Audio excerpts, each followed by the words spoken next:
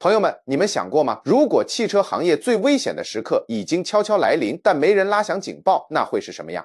画面里没有爆炸，没有新闻滚动条，一切都静悄悄的，直到某一天，未来就这么被平静地揭晓了。想象一下那个场景，光线有点暗，舞台中央 CEO 气定神闲，说出一句让你心头一震的话。这句话就像一道闪电劈底特律、斯图加特和东京这些汽车城的地基，因为这根本不是一场新车发布会，这是一份战书。当那些传统的大佬们还在为软件怎么更新、充电口该用哪个吵得不可开交时，真正的玩家已经在暗地里行动了。他们的工厂扩张的跟数据中心一样快，他们的电池已经成了自己的秘密武器，他们的工程师用着初创公司的速度干着工业级的活，现在比的已经不是车本身了，而是对能源供应链，甚至是对时间的掌控。我们身边空气里好像还飘着汽油味儿，但你听，未来的引擎声已经开始了，安静、电动，而且势不可挡。最关键的是，比亚迪背的没说我来了，而是说我一直都在。所以真正的问题是，当游戏规则已经被改了，还有谁在抱着老一套的玩法玩下去，想看下去吗？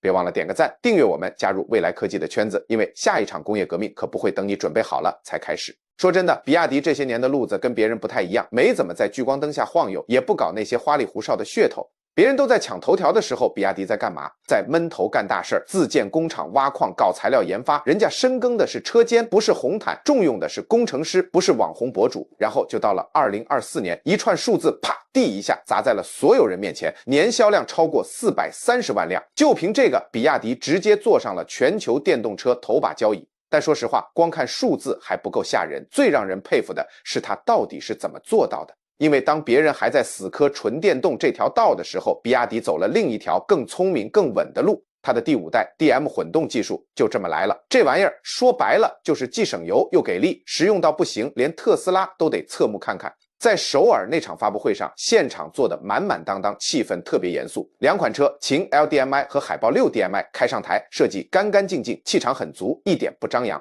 但别被它低调的外表骗了，这玩意儿实际上是把混动车该有的样子彻底重塑了一遍。它的核心是一台 1.5 升的发动机，但你别想用它去破什么加速记录，也别期待它有多大声浪。它存在的唯一意义就是极致省油，再配上大功率电机，车子会根据你的驾驶习惯智能切换模式。城里堵车跟电车一样平顺安静，上高速需要动力，也能给你那种从容不迫的推背感。然后最绝的来了，一个数据让所有工程师都惊掉了下巴，一箱油加满电能跑2000多公里。这不是什么理论值，也不是实验室里的幻想，而是实实在在能跑出来的续航里程。这续航不光是刷新了混动车记录，简直是把所有人的认知都给颠覆了。所以秘诀到底在哪儿？我觉得就2个字：平衡。别人总喜欢走极端，要么死磕纯电，要么退回燃油。比亚迪呢，它在油和电之间找到了那个最完美的结合点，就像阴阳融合，燃油和电流交汇，从此游戏的规则由它来定了。来，咱聊聊这台有点凡尔赛的发动机。你先看数据 1.5 升排量，99马力，单看这数字确实没啥王炸级的感觉。对，别急，关键在于它的人设，它不是来当独狼的，而是天生为核电能组 CP 而生的。所以这套组合全打出来，就完全是2个画风了。一种是主打省油高效的模式，能爆发出161马力；另一种是给喜欢地板油的朋友准备的，能干到215马力。不过咱先别总盯着马力数不放，那是老黄历了。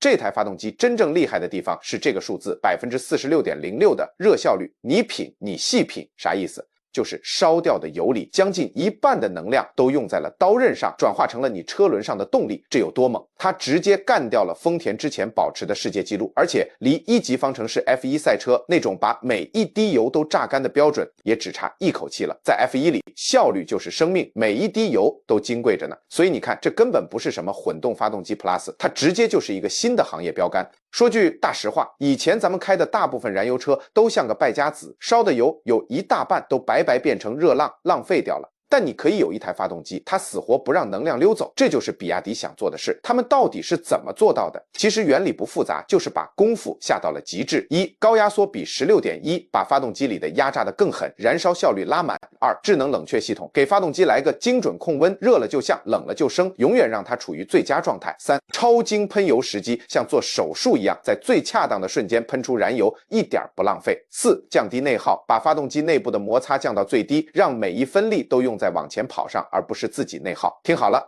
这不是什么科幻概念，是现在就能买到的车。对你来说，这意味着啥？就是去加油站的次数少了，开车更安静，加速还特别平顺。但对整个行业来说，这几乎就是直接把旧的混动玩法说明书给撕了。比亚迪这事儿还真不光是图个省油这么简单，他们心里琢磨着一个更大的问题，有没有可能一套系统就能搞定你生活中所有的用车场景？这可不是吹牛，这就是他们 DM 技术的3大形态，可以说是各有各的绝活。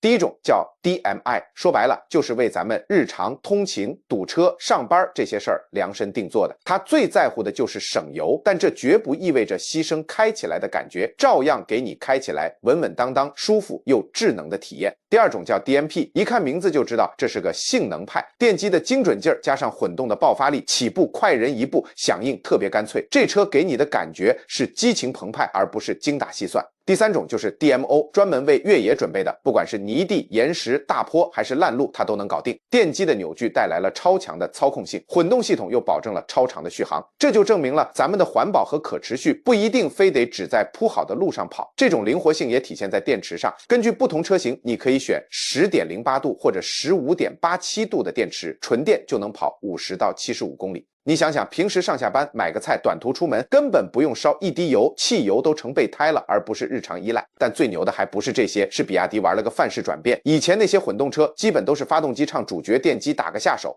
比亚迪反过来了，让电机当上了主角，发动机只在真正需要的时候才出来客串一下，像个安静的伙伴，而不是霸道总裁。结果就是换挡平顺得就像丝般顺滑，开起来特别自然，有种很现代、很未来的感觉。那这一切的核心是什么呢？就是他们的秘密武器——刀片电池。比亚迪的革命不只是发动机更聪明了，更重要的是这个改写游戏规则的电池，它不搞那些占地方的块状电芯，而是用长长的薄薄的电芯像刀片一样紧密地排列起来。这么一搞，车里的死角空间没了，能量密度一下能提升 50%， 而且这电池本身还能加强车身结构。但最厉害的其实是安全，在非常严苛的针刺测试里，别的电池一扎就噌地一下着火了，比亚迪的刀片电池却稳如泰山，不起火不爆炸，就静静的在那儿。为啥？因为它没用那些爱着火的镍钴材料，用的是更稳定的磷酸铁锂，脾气好得很，还有寿命。就算你把它完整的充放电循环了3000次，它还能保有 90% 的原始容量。这意味着什么？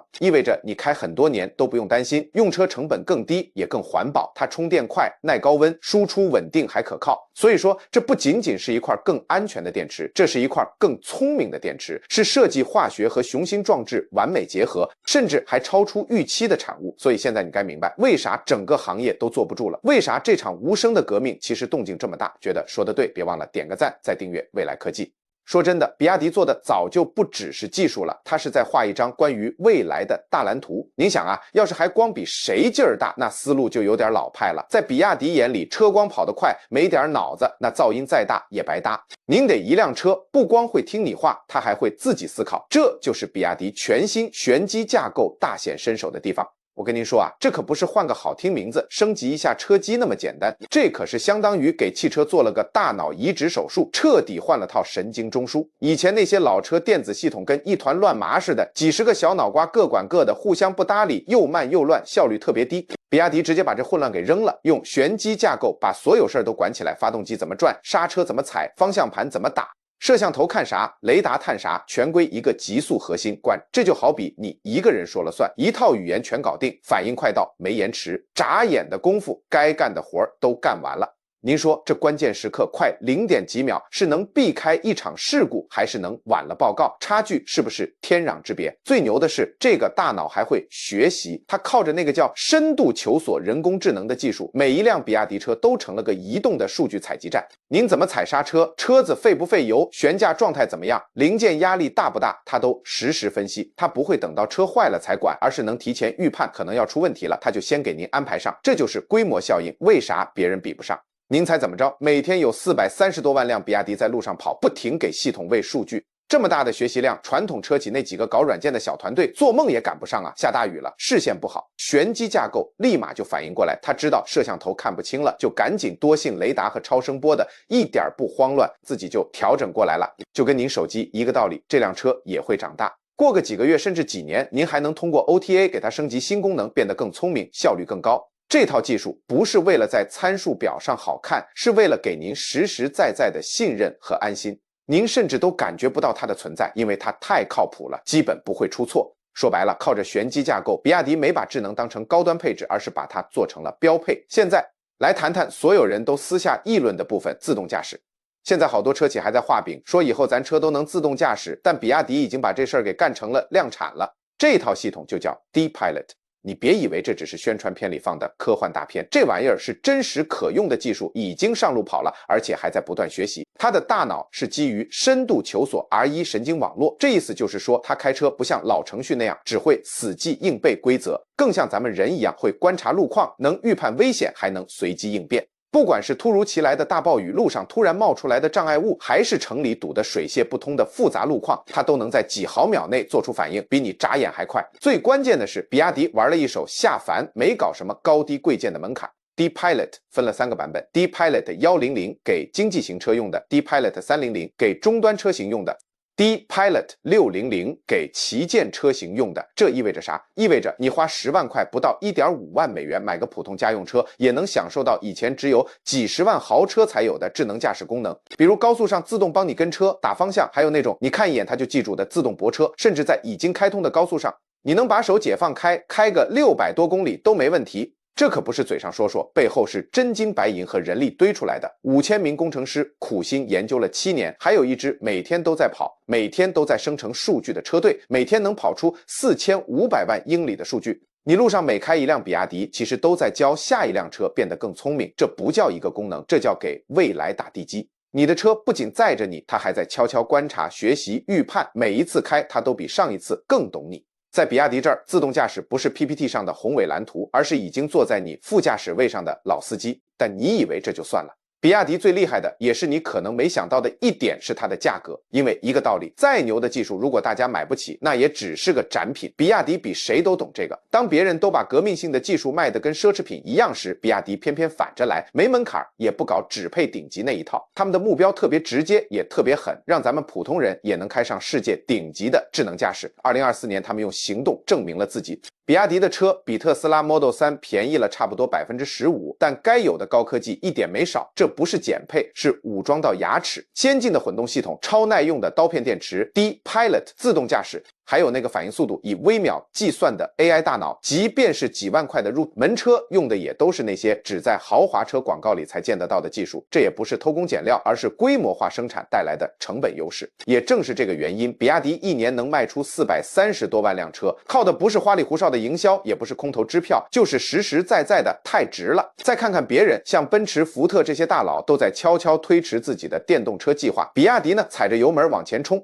他们看明白了，大家最怕啥？是电动车没电，充电不方便，也就是续航焦虑。比亚迪的策略就很聪明，主打混动，把超省油的发动机和电动车那种随踩随有的劲儿结合起来，直接干出2000公里的超长续航，而且性能和舒适性一点没丢。意思就是1，附近没充电桩没事儿；2，想跑长途没问题；3，日常上班就当个安静的电车开。这根本不是为少数人准备的黑科技，就是为咱们这些真实生活有真实预算，每天走在真实道路上的人准备的真正的变革。比亚迪证明，顶级的科技不一定就离我们特别远。你看啊，未来的出行生活完全可以是聪明又省钱、干净又方便、高科技且轻松拥有的。这就是比亚迪一直在做的事儿。你仔细品一下就会发现，他们的第5代混动系统、刀片电池，还有那个 D-Pilot 自动驾驶技术，这些都不是凭空冒出来的零散零件，而是一块块严丝合缝的拼图，拼出了一个清晰的未来。说实话，比亚迪是那种不靠吆喝就默默把事儿干成的公司，他们就是一个零件、一个算法、一条生产线，踏踏实实做出来，最后赢得了所有人的尊重。现在整个世界都在往电动化跑，但一件事越来越清楚了，未来的方向不是谁先出发就定的了，而是谁真正玩明白了，谁才算数。而说到谁玩明白了，那比亚迪绝对是头号玩家。所以现在问题就变成了，这个行业以后会怎么样，其实已经不是重点了。真正的问题是，其他品牌还能不能跟得上比亚迪的节奏？如果你想知道答案，那就赶紧来点个赞，订阅未来科技，因为这趟未来列车已经发车了，不会等任何人，咱们一起接着看。